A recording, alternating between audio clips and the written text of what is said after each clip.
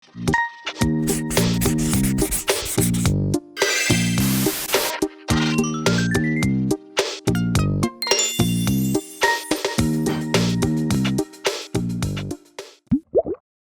่ว่าจะพยายามป้องกันและระมัดระวังมากแค่ไหนแต่ภัยพิบัติไม่ว่าจะเกิดจากธรรมชาติหรือความผิดพลาดของมนุษย์เช่นเหตุการณ์ไฟไหม้ย่อมเกิดขึ้นอย่างไม่คาดคิดได้เสมอ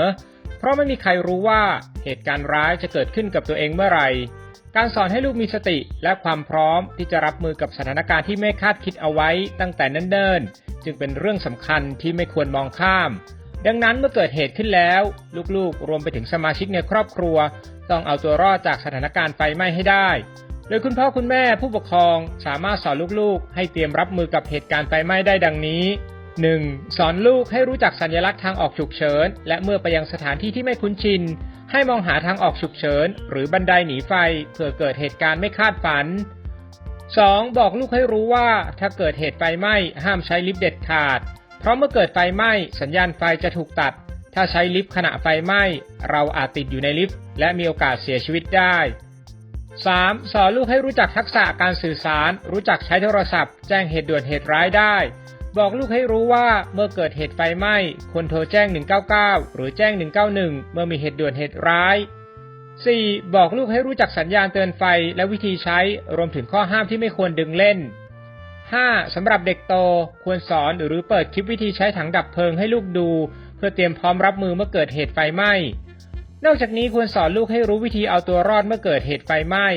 1. ตั้งสติและพาตัวเองออกจากที่เกิดเหตุให้เร็วที่สุด 2. ดึงสัญญาณเตือนภัยเพื่อแจ้งให้ผู้อื่นในอาคารทราบ 3. โทรศัพท์แจ้งเหตุไฟไหม้โดยเบอร์ของเจ้าหน้าที่ดับเพลิงคือเบอร์199หรือหากมีเบอร์อื่นๆเช่นเบอร์เจ้าหน้าที่ตำรวจกู้ภัยก็สามารถโทรแจ้งขอความช่วยเหลือได้เช่นกัน 4. ใช้ถังดับเพลิงดับไฟกรณีที่ไฟไหม้เพียงเล็กน้อยเพื่อควบคุมเพลิง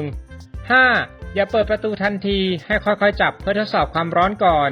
หากร้อนจัดแสดงว่ามีเปลวเพลิงอยู่ด้านนอกเพราะหากรู้สึกร้อนหมายถึงอาจมีไฟอยู่หลังประตู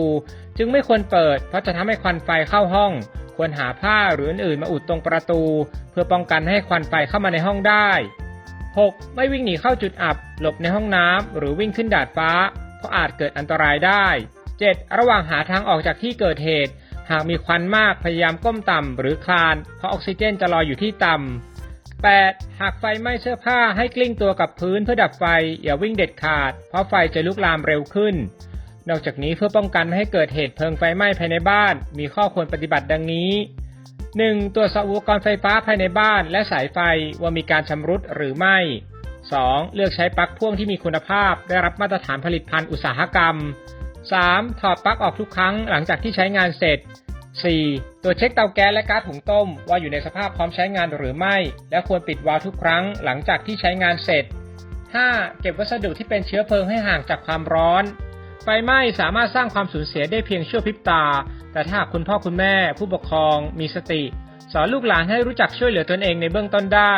จะช่วยลดความสูญเสียที่อาจคาดไม่ถึงได้